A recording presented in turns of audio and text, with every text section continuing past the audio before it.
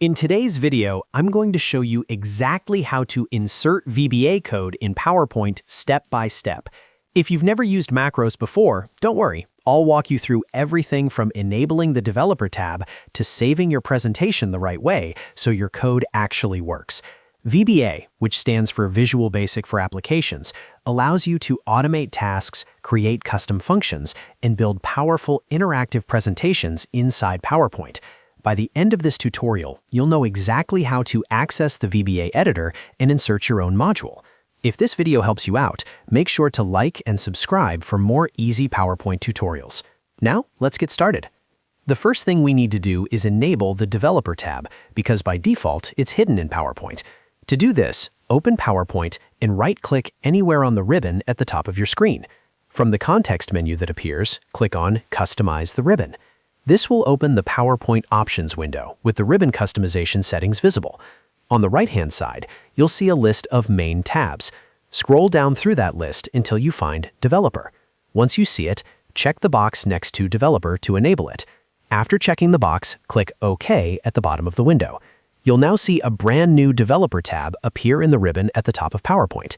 Next, click on the newly enabled Developer tab. Inside this tab, look for the Visual Basic button. Click on Visual Basic to open the Microsoft Visual Basic for Applications window. This is the VBA editor where you can write and manage your code. Once the VBA window opens, go to the top menu bar and click on Insert. From the drop-down menu, click on Module.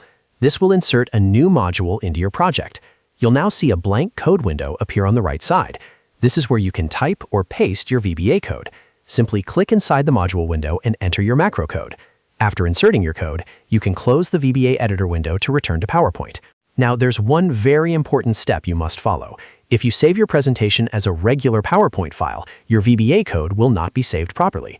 So go to the File tab in the top left corner of PowerPoint.